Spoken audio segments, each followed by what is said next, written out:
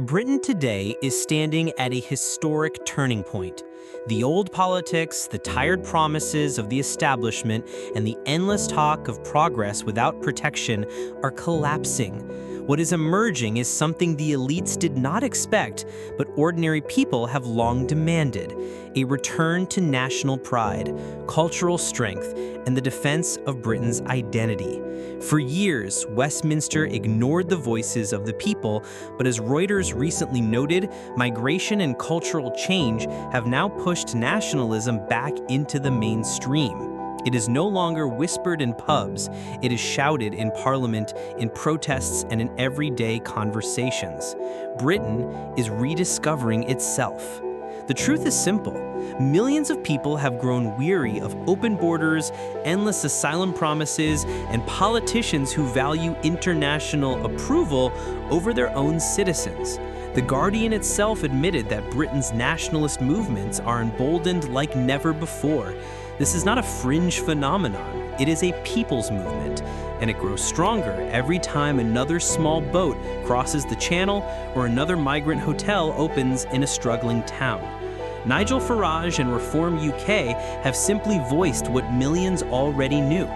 Britain must come first, or Britain will not survive as we know it. The Sun reported in polls that Reform UK has surged because immigration has become the defining issue, an issue no mainstream party dares to confront with the clarity the people demand. But the nationalist revival is not only about immigration. It is about faith, heritage, and culture. For too long, Britain's Christian identity has been treated as a relic, something to be quietly shelved, while other faiths expand and dominate the public square. Yet now, as The Guardian highlighted in February, nationalist leaders openly speak of Judeo-Christian values as the backbone of our civilization. This is not simply about religion, it is about identity. Cathedrals, hymns, and Christian symbols remind of who the Brits are as a nation. The Times reported on the Church of England's disputes with nationalist politics, with bishops condemning stricter asylum policies, but the people know that compassion without limits is not virtue, it is suicide. Christianity and politics today is not about sermons, it is about survival. Illegal migration is the spark that lit this fire. The Financial Times revealed that MPs are seriously considering digital IDs to track and control migrants. Think about that. A Britain once mocked for being too soft is now on the edge of adopting tools of state surveillance just to secure its own borders. The Guardian reported on the new buzzword sweeping nationalist debates: remigration. A decade ago, this word would have been unspeakable. Today, it's on the lips of ordinary Britons who watch their towns transformed overnight. They see hotels filled with migrants while locals struggle for housing. They see crime rising and trust declining. They hear politicians dismiss their concerns as prejudice, and they have had enough. Reuters documented the anger in towns where people no longer feel safe. These are not extremists, they are families, shopkeepers, pensioners. Nationalism is not born in ideology, it is born in reality.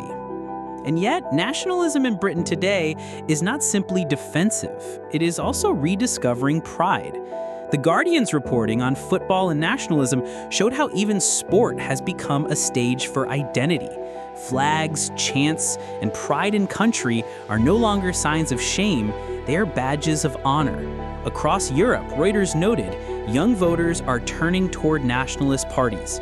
Britain is part of that wave. Nationalism is not dying out with the old, it is being embraced by the young, the very generation who will inherit this nation. This rise is also about confronting the uncomfortable truth of Islamism in Britain. For decades, Britain tolerated extremist networks, earning the name London Iceland as Wikipedia documents. Radical preachers spread hatred while the state looked away. When attacks struck, the excuses came thick and fast. But nationalism demands honesty. Islamism is a threat, and it must be confronted without apology. The Hoover Institution described how riots and radicalization intertwine, fueling fear and chaos in British streets. In 2024 and 2025, when riots erupted, polls showed that many Britons directly blamed uncontrolled migration and extremist ideology. This is why calls for a crackdown are growing louder. Reuters reported that even Labour under Keir Starmer has been forced into tougher rhetoric. Yet still, many believe only nationalist voices have the courage to tell the truth.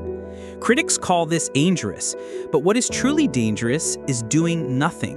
The Guardian admitted Britain is in a dangerous moment, and they are right, but not for the reasons they think. The danger is not nationalism. The danger is losing the nation itself. Nationalism is the antidote to chaos. It is the demand that Britain's borders, laws, and culture matter more than the approval of Brussels, the UN, or NGOs. It is the insistence that British citizens deserve safety, dignity, and priority in their own homeland. And it is the recognition that a nation without borders, without culture, and without faith is not a nation at all. Look at the facts. The Sun reported Reform UK gaining double-digit poll leads purely by speaking the language of nationalism. The Times highlighted how the church itself is split over whether to defend Christian tradition or bow to secular politics. The Financial Times acknowledged that the political center is collapsing under the weight of these cultural battles. And Reuters revealed how ordinary Britons in towns overwhelmed by migrant housing express fear and resentment. These are not isolated incidents. They are part of a great awakening. And yet, nationalism is not simply about saying no. It is about saying yes to tradition, to pride, to belonging. It is about restoring confidence in the police, the courts, and the border agencies that have been weakened by decades of compromise. YouGov polling shows that immigration consistently tops the list of voter concerns. And yet mainstream politicians act as if the issue barely matters. Nationalism is the force that will bridge the gap between what the people demand and what the elites fear to deliver. Critics warn of division, but nationalism unites in a way liberalism never can. It unites people around flag, faith, and shared destiny. The Guardian's own reporting showed that nationalist protests against migrant housing drew thousands, not just hardened activists, but ordinary families.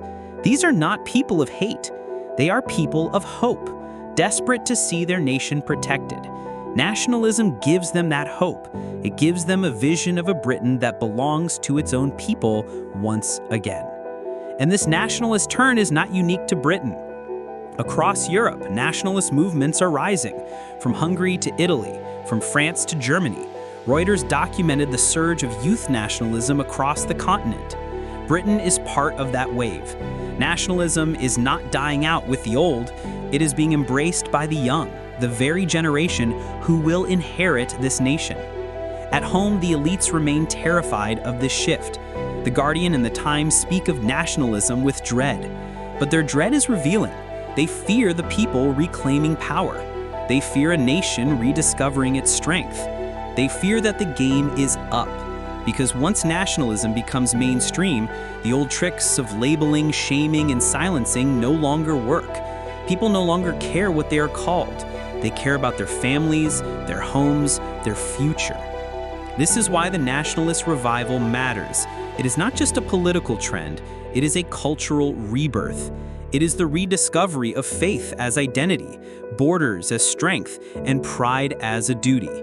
It is the declaration that Britain will not go quietly into decline, but will rise again as a nation that belongs to its own people.